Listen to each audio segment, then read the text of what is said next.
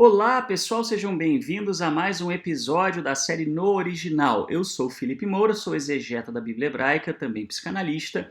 Estou aqui para ajudar vocês a compreenderem o sentido original, como é que os primeiros ouvintes de determinados mandamentos e versículos da Bíblia Hebraica teriam compreendido a mensagem do texto bíblico, muitas vezes de uma forma bem diferente daquela que nós compreendemos na cultura ocidental século XXI. Hoje nós vamos falar então do texto de Êxodo 23 ou 2, dependendo de se a tradução é cristã ou judaica, tem uma diferença na contagem de versículos, embora o conteúdo do texto seja o mesmo. E aqui eu já coloquei a tradução mais literal possível desse versículo. Normalmente vocês vão encontrar como não terás outros deuses diante de mim. A tradução mais literal possível seria não terás outros Elohim perante a minha face. E aí, para a gente poder compreender como eles entendiam essa passagem, a primeira coisa que a gente precisa entender é o significado de Elohim. Aqui, Elohim, no plural, significa literalmente poderes ou autoridades, né? Vem do mesmo shoresh, do mesmo radical de el, que tem esse sentido de algo poderoso, né? Algo de autoridade, algo grandioso, enfim, né? Nesse sentido realmente de uma ascendência ou de um poderio, ok? Muito bem, então aqui não terás outros poderes ou outras autoridades, obviamente aqui o contexto se refere a divindades, né? Mas a primeira coisa que já fica para a gente é que não era simplesmente reconhecer a existência dessas divindades ou mesmo ter essas divindades como objeto de culto, mas sim reconhecer uma autoridade delas, um poder delas.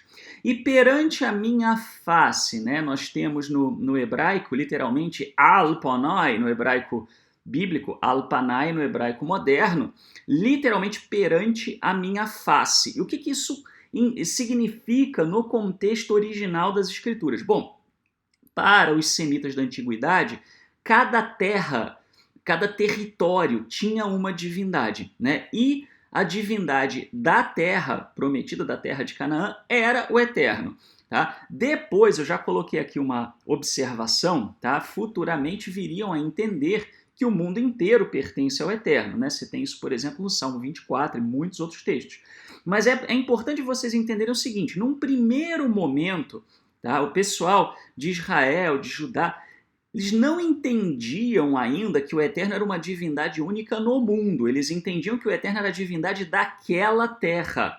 Tá? Então, quando é dito perante a minha face, né, literalmente seria na minha presença. Que presença era essa? Na terra que estava sendo dada. Né? A terra, o decálogo, né, os 10 ditos, mal traduzidos como 10 mandamentos, na verdade 10 ditos é o mais próximo, eles eram um resumo da aliança soberano-vassalo, que era um tipo de aliança comum no Antigo Oriente Médio, onde uma autoridade, um rei, prometia proteção, prometia cuidados, benesses, digamos assim, e os súditos prometiam algum tipo de fidelidade.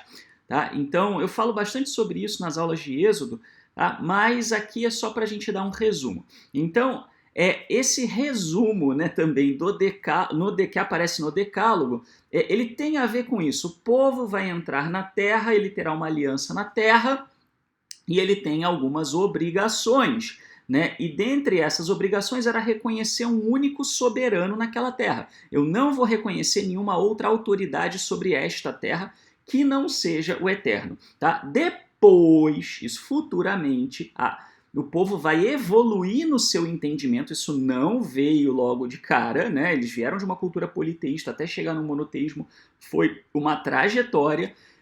Então, depois eles vão entender que não existe outra divindade no planeta, né? Que na verdade a divindade que existe é única. Tá? Mas até lá, né, vai chão. Aqui eu estou falando do momento, então, em que eles se deparam com essa ordem. Bom, e o que significaria na prática essa questão de você não reconhecer uma outra autoridade, né, uma outra divindade como autoridade sobre na Terra, né, ali onde eles iriam possuir? Bom, isso se subdividiria em 3 categorias, tá? E já serve como reflexão para você né, que também, né, diz servir o Eterno, né, eu tenho um relacionamento com o Eterno, seja qual for a sua religião. Aqui não estamos para falar de religião, mas sim da exegese do texto bíblico, né? Então isso se subdividiria em 3 categorias básicas. A primeira era o ato de não se curvar a outro. Nós vamos falar um pouco sobre isso num outro vídeo, mas o curvar-se era um reconhecimento de autoridade, né? Então você se curvava perante uma autoridade.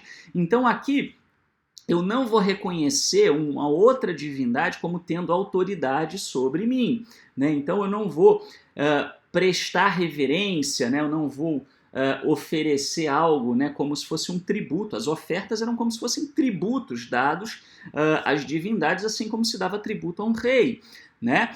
Segue-se então para o item 2, né? Um rei, ele era servido na terra, né? Então, se ele tinha súditos, os súditos cuidavam dele, cuidavam da casa dele, né? Traziam aquilo que era a predileção do rei. Da mesma forma, eles tratavam as divindades. Cada divindade tinha o seu local de culto, que precisava ser tratado de uma dada forma, recebia um tipo de oferta, tinha determinada ritualística, determinados cuidados, né? Então, a única divindade que os israelitas deveriam prestar culto ali, né, porque prestar serviço, culto no sentido, não no sentido moderno, o sentido moderno de culto seria, para efeito do que eles, né, pensam, uma aberração, seria absolutamente estranho, né? Não que tenha algo de errado, né, mas apenas entenda que a cultura era muito diferente, tá? Então, assim, para eles não podiam servir outros, né, prestar serviço, ir lá oferecer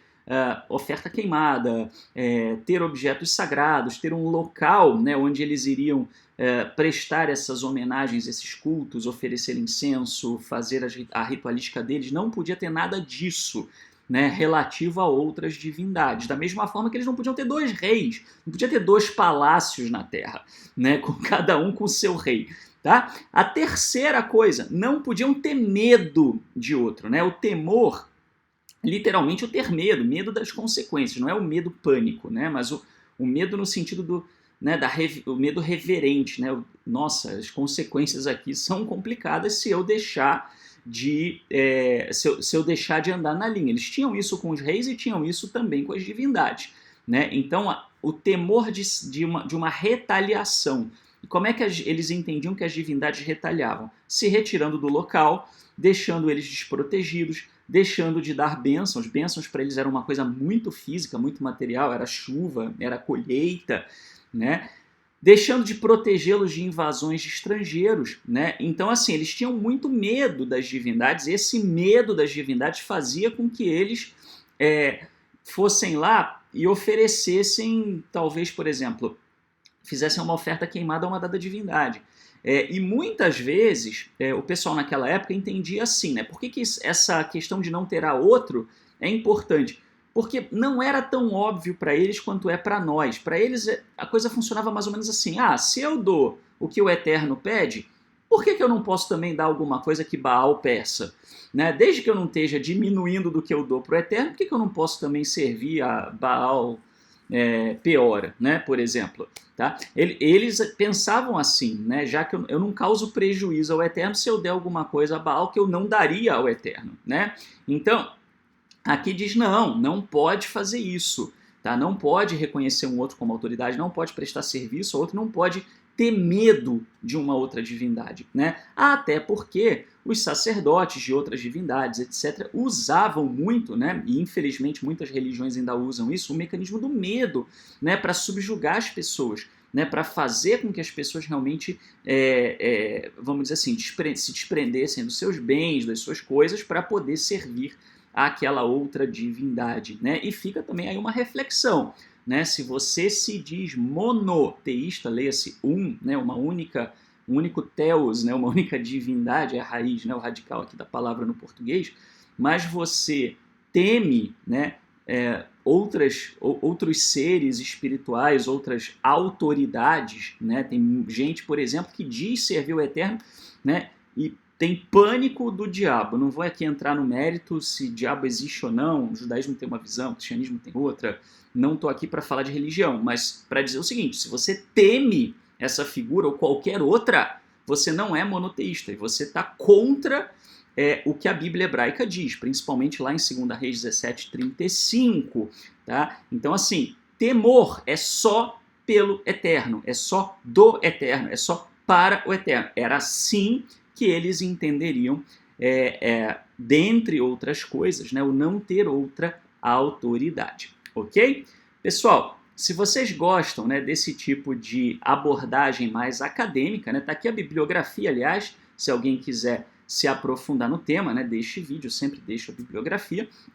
Se você quer receber mais dos nossos materiais, temos várias formas, Telegram, WhatsApp, etc. Você entrando no site monoteísta.org/canais, você vai encontrar as diferentes maneiras de você receber esse conteúdo.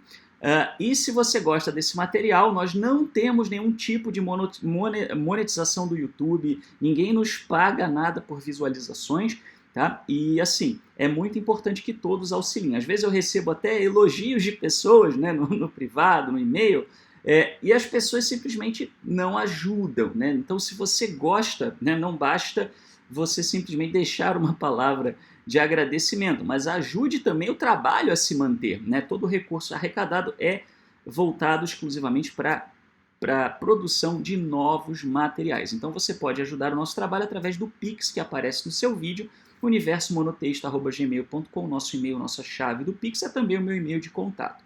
Muito obrigado e até o próximo episódio de No Original.